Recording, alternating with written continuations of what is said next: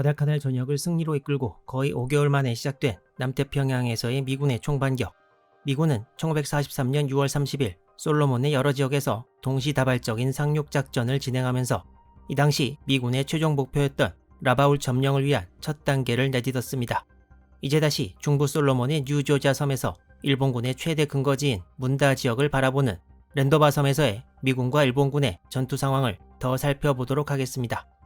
미군은 일본군의 방비가 철저한 문다 지역에 바로 상륙을 시도하지 않고 먼저 남쪽의 랜도바 섬에 교두보를 마련하고 그곳을 전진기지로 삼을 계획이었습니다. 미군은 상륙 첫날인 6월 30일 일본 지상군의 미미한 저항과 해군 항공대의 공습도 물리치고 랜도바에 교두보를 마련했고, 이로써 미군의 첫날 작전은 성공한 셈이었습니다. 미군은 첫날 작전 병력을 작전 시작 최대 1시간 안에 전부 상륙시키는 데 성공했고, 미군의 이러한 신속함에 놀랐다는 일본 기록이 남아있습니다. 일본군은 미군의 랜도바 상륙에 대해 제대로 방어를 펼칠 수 없었으나 뉴조지아 지역에서 어떤 일이 일어나고 있는지는 확실히 알고 있었고, 이에 대한 대처도 서두르려고 했습니다. 또한 일본 시간으로 6월 30일 오후 4시 나가노 오사미 해군 군령부 총장이 입궐해서 히로히토에게 미군의 뉴조지아 상륙 소식을 전달했습니다. 히로히토는 육해군이 각자 맡은 지역을 전력을 집중해 지키고 미군의 의도를 분쇄하고 철저하게 경멸하라는 말을 내렸다고 전해집니다. 또한 6월 30일 밤 일본 해군의 구축함 5척이 랜도바 섬 서쪽 해역까지 다가왔으나 폭풍우가 휘몰아쳐 일본 해군의 장기인 야간 기습은 실행하지 못하고 돌아갔습니다. 그런데 여기서 일본군은 큰 문제 하나에 봉착하게 됩니다.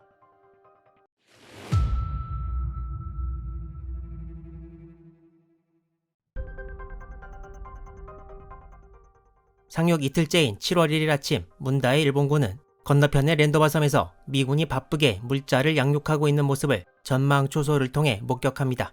이때 기록에 따르면 하루 종일 랜도바 쪽에서 둔탁한 폭발음이 계속 들려왔는데 일본군 사령부에서는 이를 미군이 대구경 야포를 설치하는 작업을 하고 있는 것으로 판단했습니다.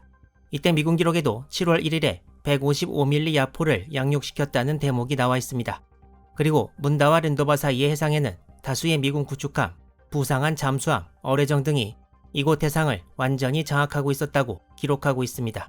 일본군은 랜도바의 미군이 곧 문다 지역에 상륙할 것으로 내다보았고, 이곳에 배치된 남동지대를 중심으로 미군 상륙부대를 해상에서 격파할 계획을 세우고 미군의 야포 사격에 대비해 진지의 엄폐를 강화하는 작업에 착수했습니다. 하지만 미군이 랜도바에서 계속 야포 사격을 하면 해안가에 위치한 문다 활주로를 사실상 이용할 수 없어서 일본군으로서는 랜도바를 언젠가는 꼭 탈환해야 하는 처지였습니다. 미군으로서는 문다에 바로 상륙해 큰 피해를 보지 않고서도 일본군의 비행장 사용을 크게 견제할 수 있는 신의 한 수였습니다. 일본군은 신속한 랜도바 탈환의 필요성을 인식하고 이에 대한 준비를 하기 시작했습니다. 7월 1일에는 랜도바의 일본군 수비대가 카누를 타고 전부 문다 쪽으로 퇴각한 것으로 알려졌고, 미군은 계속 진격해 같은 날 랜도바 섬의 약 절반 정도를 완전히 장악한 것으로 기록되어 있습니다. 하지만 미군은 계획의 차질로 이날도 양육 작업에 충분한 병력을 배치 못해서 물자는 양육되는데 해안에 계속 쌓이는 사태가 반복되었습니다. 이 사진은 당시 보급품이 어지럽게 널려있는 랜도바 해변을 보여주고 있습니다. 하지만 이 와중에도 중화기 배치는 신속하게 이루어졌습니다. 이 사진은 육군 43사단 병력에 이어 랜도바에 상륙한 해병대 제9수비대대 병사들이 155mm 포를 랜도바에서 좀 더 문다와 가까운 섬으로 이동 배치하는 모습이고, 여기에는 당시 랜도바에 배치된 미군 90mm 대공포의 모습도 보입니다. 일본 기록에 따르면 미군의 상륙 하루 뒤인 7월 1일 제8방면군의 이모토 쿠마오 참모가 라바울의 남동 방면 함대 사령부를 방문해서 즉각 랜도바 탈환을 제안했습니다. 일본어 위키피디아에는 이모토 참모가 6월 1일자로 대본영 참모가 되었다고 나와 있는데, 일본 공식 기록에는 공격 당일에도 제8방면군 참모였고 라바울에 있었던 것으로 나와 있습니다. 이게 위키 기록이 틀린 건지 어떤 형태로 겸직이 가능한 건지는 현재로서는 확실히 알 수 없습니다. 하여튼 일본 기록에는 이모토 참모와 다른 참모 한 명이 랜도바 탈환을 제안했다고 나왔는데요. 이모토 참모는 육군 소속이었고 찾아간 곳은 남동 방면 함대, 즉 해군이었습니다. 육군에서 해군을 찾아간 뜻은 추가 병력을 이동시키려면 해군 함정의 도움이 필수라서였는데요. 당시 남동 방면 함대 사령장관이 후사카 진이치 중장이었는데 해군 측에서는 렌도바를 탈환해야 한다는 뜻에는 일단 동의했으나 병력을 해군 함정, 즉 구축함으로 수송하는 데는 반대했습니다. 그리고 구축함이 아닌 다른 상륙정 등을 동원해 일주일 안에 탈환 작전을 벌이는 안을 제시했습니다.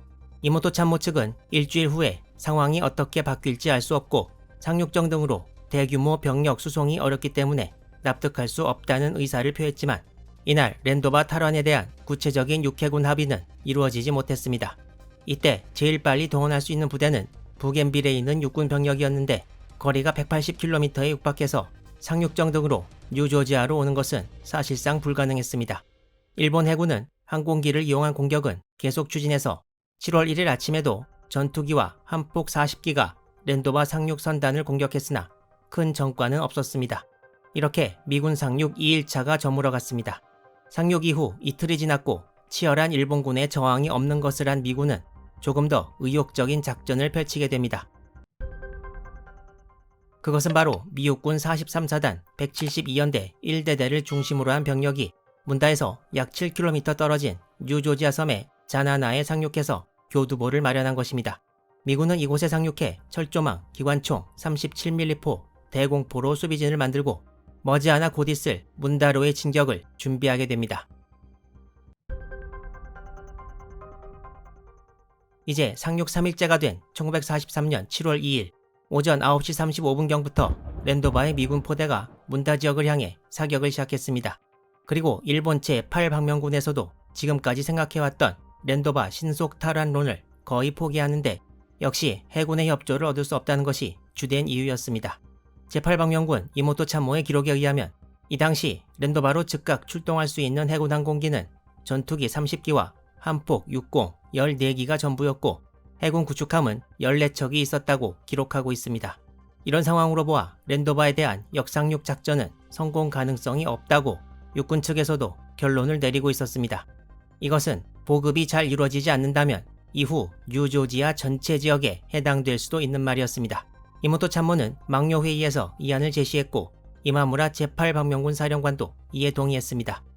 렌도바 신속 탈환론이 거의 묻혀가고 있던 7월 2일 오후 해군 제로기 29기, 육군 폭격기 18기와 전투기 23기가 다시 공습을 감행합니다. 좋지 않은 날씨로 미군 전투기가 출격 못한 사이 기습에 당한 미군은 좁은 상륙 해변에 무질서하게 쌓아놓은 폭약더미가 일본군이 투하한 폭탄에 맞아 최소 64명이 사망하고 90여 명이 부상을 입었습니다. 이 사진은 7월 2일 오후 렌도바 해변이 일본군의 폭격으로 불타는 모습을 보여줍니다.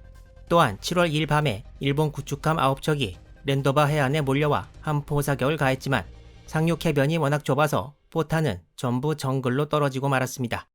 이렇게 렌도바 상륙 3일차 전투도 막을 내리게 되었습니다. 라바울 시간 7월 3일 오후 2시 25분 뉴조지아를 지키는 문다의 남동지대에서부터 라바울로 전문이 도착했습니다. 주된 내용은 더 늦기 전에 렌도바의 일본군을 상륙시켜서 미군을 격퇴해야 한다는 것이었습니다. 하지만 렌도바에 대한 역상륙 공격은 이미 일본군 수뇌부의 머릿속에서 사라진 후였습니다. 같은 날 이마무라 제8방면군 사령관은 쿠사카 남동방면함대 사령장관을 방문해서 렌도바와 뉴조지아 전투에 관한 현지 육해군 협정을 체결합니다. 그 내용은 첫째, 당분간은 문다 지역을 계속 확보하면서 적이 이 지역에 쳐들어오면 이를 격파하고, 둘째, 이후 상황이 허락하면 신속히 렌도바를 공격해 적을 분쇄하고, 셋째, 이를 위해 소요될 전력을 차차 증강시킨다는 것이었습니다. 결국 렌도바에 대한 반격은 지금 추진하지 않고 수비에 집중하는 것으로 방침이 확정되었습니다. 렌도바에서의 포격으로 문다 비행장과 기지가 큰 타격을 받는다는 것을 알면서도 일본군 공격 역량의 부족으로 선택할 수밖에 없는 고육책이었습니다. 하지만 일본 해군은 구축함이 미군 항공기와 잠수함의 직접 영향권에 닿지 않는 비교적 안전한 해역까지 병력 수송을 구축함으로 해주는 것에는 동의했습니다. 구축함에 의한 병력 수송은 7월 4일과 5일에 걸치는 밤에 실시하기로 했으며 부겐빌의 육군 병력 약 2,600명을 뉴조지아 위쪽인 콜롬방가라에 상륙시키기로 합의했습니다. 이마무라 사령관은 육해군 협정이 담긴 전문을 문다의 남동지대에 보내면서 남동지대의 선전 분투에 감사하고 무운 장구를 빈다는 격려문도 같이 발송했습니다.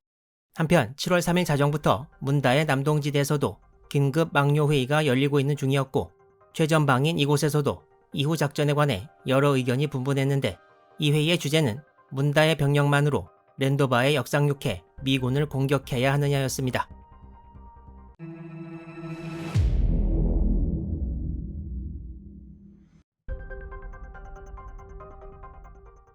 이 회의에서 남동 지대장 사사키 미노루 소장은 렌도바를 즉시 탈환해야 한다고 주장했습니다. 사사키 소장은 렌도바 공격이 상황 타개의 유일한 방법이며 미군이 계속 보강되기 때문에 절대 시간을 지체해서는 안 된다고 주장했습니다.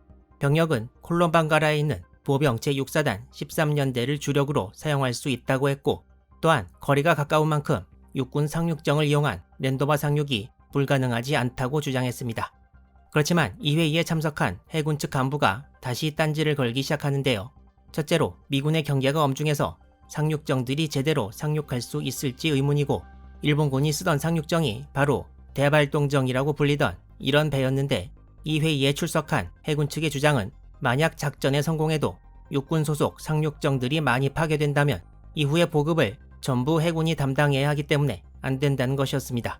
육군이 싸운 과달카날에서 엄청난 피해를 본 해군의 감정이 여기서도 드러나는데요. 당시 이 회의 참석자의 일지에 의하면 육해군 간부들이 서로 자기 의견만을 고집해 양보하지 않았고 이를 보다 못한 지대장이 회의 중지를 선언하고 자리를 박차고 일어나는 바람에 갑자기 긴장 분위기로 바뀌었으나 다른 간부가 지대장을 간신히 설득해서 다시 착석했고 겨우 회의를 계속할 수 있었다고 전하고 있습니다. 여기서 사사키 지대장은 렌도바 역상륙 공격을 7월 5일로 미루자는 해군안을 받아 결정하고 이를 제8방명군에 보고했으나 문다 지역의 현 병력만으로는 무리라고 생각한 라바울의 뜻에 따라 결국 취소됩니다. 빨리 실행했으면 가능할 수도 있었던 일본군의 렌도바 역상륙은 과달카날 이후 더 심해진 육해군 간의 의견 대립으로 귀중한 시간이 지체되어 실행되지 못합니다. 렌도바 이외에 동쪽의 다른 곳 상륙에 대해 묘사가 좀 애매했던 것 같은데요. 미군이 활주로 후보지로서 중요 지점으로 잡았던 세기 포인트에는 6월 30일 이전에 미리 선발대가 몰래 가 있었고 이후 활주로가 건설됩니다. 남쪽에는 43사단 103년대 2대대를 중심으로 한 병력이 일본군의 주 근거지인 부라를 공격하기 위해 인근 올리아나만에 상륙해서 교두보를 마련합니다. 날짜는 렌도바 상륙과 똑같은 6월 30일이었습니다. 또한 같은 103년대 일부 병력이 뉴조지아 섬에 있는 비루항을 목표로 접근했습니다. 원래는 이곳의 바다쪽 지형이 수비에 유리해서 세기 포인트에 있는 부대가 지원할 계획이었는데 이 부대가 일정보다 늦어지자 103년대 병력들이 아예 방향을 돌려 세기 포인트로 갔습니다. 결국 비루는 세기 포인트에서 접근한 미군에 의해 7월 1일 점령됩니다. 그리고 미국 독립기념일인 7월 4일 미군이 렌도바 섬 전체를 장악했습니다. 이제 미군은 일본군 주 근거지였던 중부 솔로몬 제도의 뉴조지아 섬에 확실한 교두보를 마련하고 이제 문다를 향한 공격을 시작하게 되는데요. 카트윌 작전의 시작이라고 이름 붙인 시리즈는 3편으로 마무리하고 특정 시리즈에 속하지 않는 단편 영상이 업로드될 예정입니다. 시청해주신 여러분께 감사드리고 앞으로도 많은 관심 부탁드립니다.